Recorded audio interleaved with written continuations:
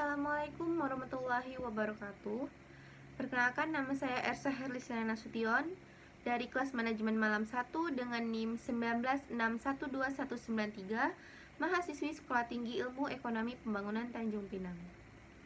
Pada kesempatan kali ini, saya akan mempresentasikan tugas saya dari mata kuliah Metodologi Penelitian yang bertugaskan membuat proposal dengan judul Analisis Faktor Perilaku Knowledge Sharing pada Guru di SMPN 2 Tanjung Pinang. Baiklah, untuk tidak memperpanjang waktu, mari saja kita lanjut membahas materinya. Yang pertama ialah bagian bab 1. Bagian bab 1 ini terdiri dari latar belakang. Yang pertama, sumber daya manusia dalam organisasi merupakan sesuatu hal yang penting. Karena seperti yang kita ketahui, tanpa faktor manusia, sebuah organisasi itu tidak akan berjalan dengan baik.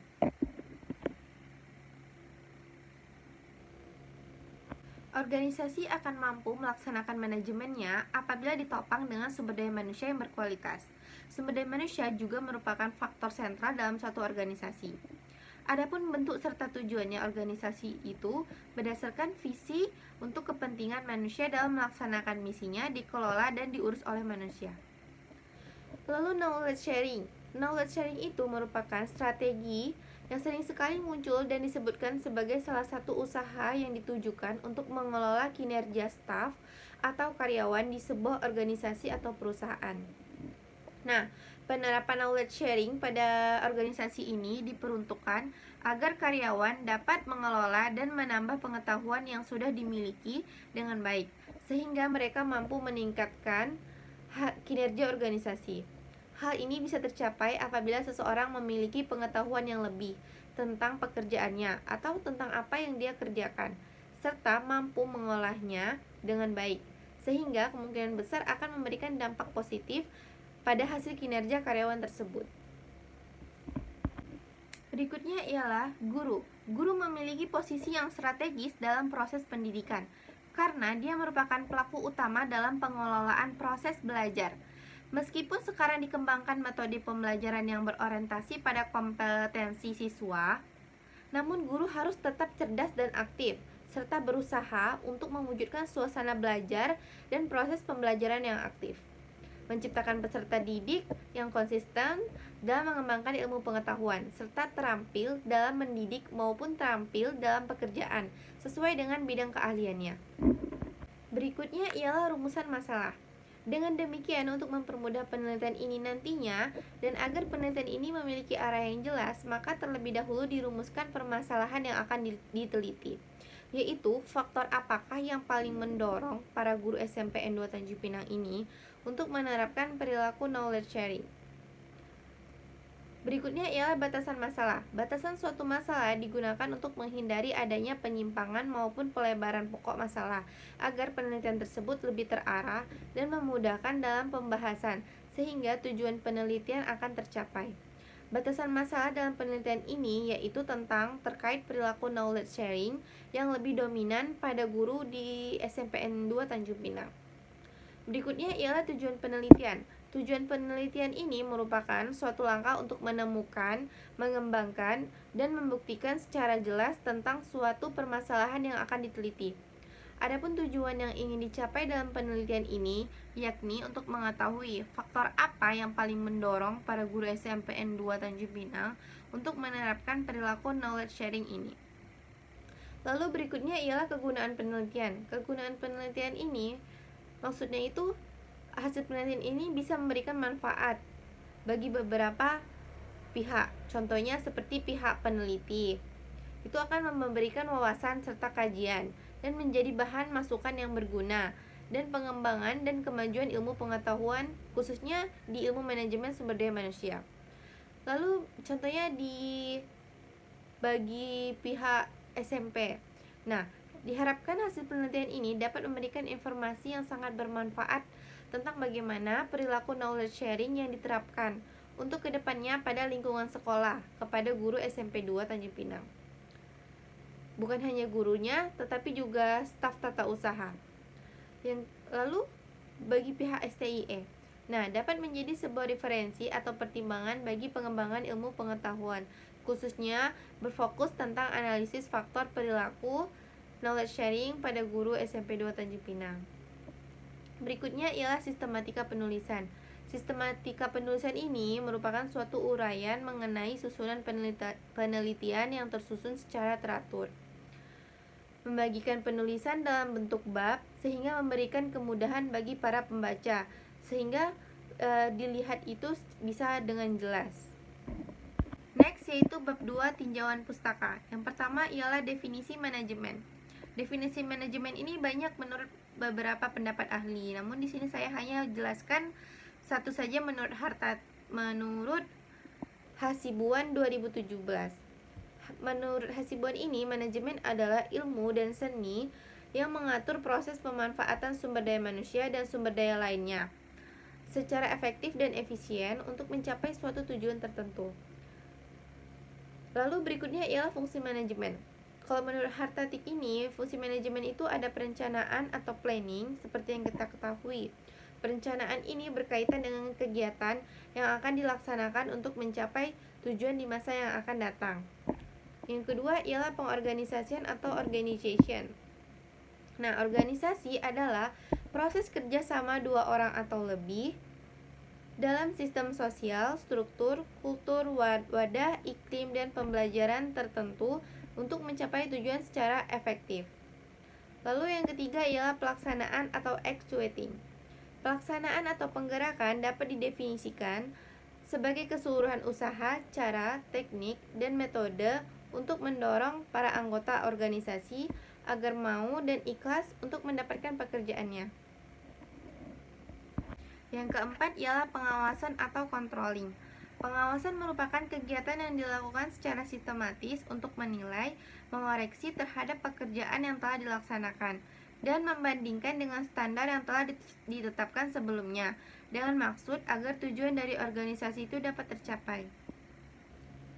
Lalu pengertian manajemen sumber daya manusia.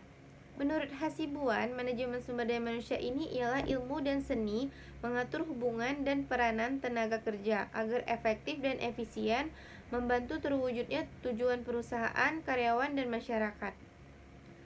Fungsi manajemen sumber daya manusia ini ada dua, yaitu fungsi manajemen yang pertama terdiri dari perencanaan, pengorganisasian, dan pengarahan, juga pengendalian.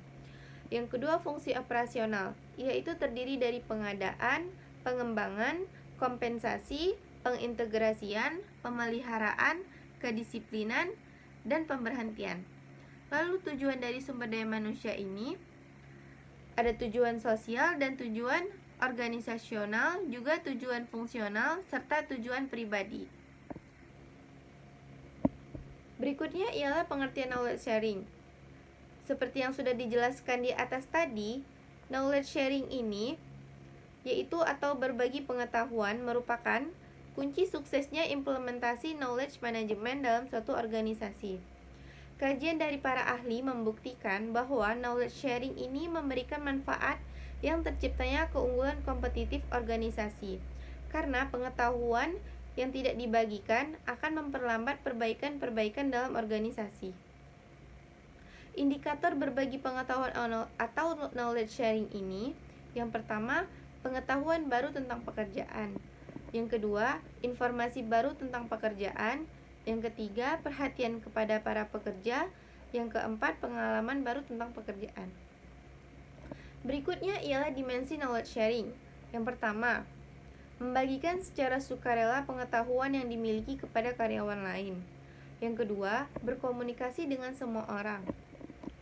Yang ketiga, menerima dan mendapatkan semua informasi dengan mudah dan bebas. Lalu, faktor apa yang mempengaruhi knowledge sharing? Faktor budaya perusahaan. Itu terdiri dari social network, atau bisa dibilang sebuah bentuk layanan internet yang ditujukan kepada komunitas online bagi orang yang memiliki kesamaan aktivitas. Lalu, interpersonal trust. Ini merupakan turunan dari dimensi kepercayaan. Interpersonal trust yaitu kepercayaan antar sesama pekerja dan antara pekerja dengan atasannya. Lalu, sharing culture. Ini menciptakan sebuah budaya pembagian pengetahuan, harus mendorong orang untuk bekerja sama secara lebih efektif. Lalu, learning orientation, yaitu mengemukakan bahwa orientasi pembelajaran ini merupakan proses di mana individu-individu akan memperoleh pengetahuan serta wawasan baru yang selanjutnya akan memodifikasi perilaku dan tindakan mereka.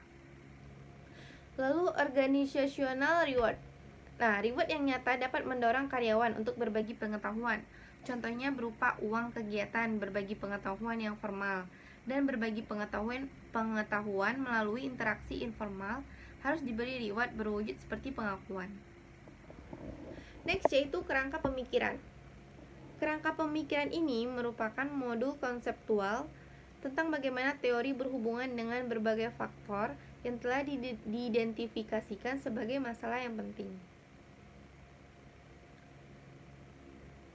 Lalu ialah penelitian terdahulu. Penelitian terdahulu ini terdiri dari 2 jurnal, yaitu jurnal nasional dan jurnal internasional. Next, kita lanjut ke bab 3, yaitu metodologi penelitian. Yang pertama, jenis penelitian. Adapun jenis penelitian yang digunakan dalam penelitian ini ialah jenis penelitian kualitatif.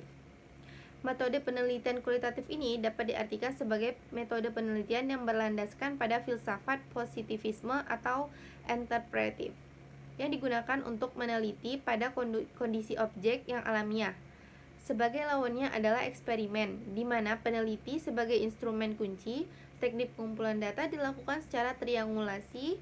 Analisis datanya itu bersifat induktif atau kualitatif, dan hasil penelitian ini lebih menekankan makna daripada generalisasi. Lalu yang kedua ialah jenis data. Dalam penelitian ini, penulis menggunakan data primer dan data sekunder. Lalu berikutnya ialah teknik pengumpulan data. Nah, untuk memperoleh data yang dikehendaki sesuai dengan permasalahan penelitian ini, maka penulis menggunakan 3 metode, yaitu observasi atau pengamatan langsung yang dilakukan pada objek peneliti berupa foto ataupun pengumpulan dokumen-dokumen. Lalu berikutnya ialah populasi dan sampling. Populasi adalah objek atau subjek yang mempunyai kualitas dan karakteristik tertentu yang ditetapkan oleh penulis untuk mempelajari dan kemudian ditarik kesimpulannya. Populasi dalam penelitian ini adalah seluruh guru, tata usaha, dan kepala sekolah, serta penjaga sekolah yang berjumlah 60 orang. Lalu sampel. Sampel ini adalah bagian dari jumlah dan karakteristik yang dimiliki oleh populasi tersebut.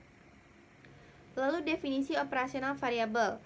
Menurut Creswell menyatakan bahwa definisi operasional adalah spesifikasi bagaimana suatu variabel yang akan diteliti didefinisikan secara operasional dan diukur secara terstruktur.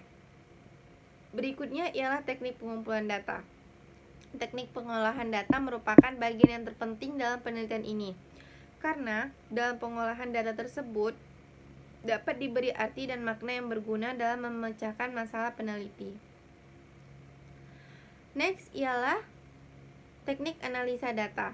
Teknik analisa data adalah proses mencari dan menyusun secara sistematis data yang diperoleh dari hasil wawancara, catatan lapangan, dan dokumentasi dengan cara mengorganisasikan data ke dalam kategori, menjabarkan ke dalam unit-unit, melakukan sintesa, menyusun ke dalam pola, lalu memilih mana yang penting dan yang akan dipelajari, dan membuat kesimpulan sehingga mudah dipahami oleh diri sendiri maupun orang lain.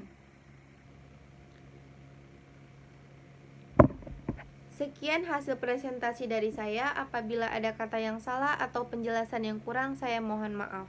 Saya akhiri. Assalamualaikum warahmatullahi wabarakatuh.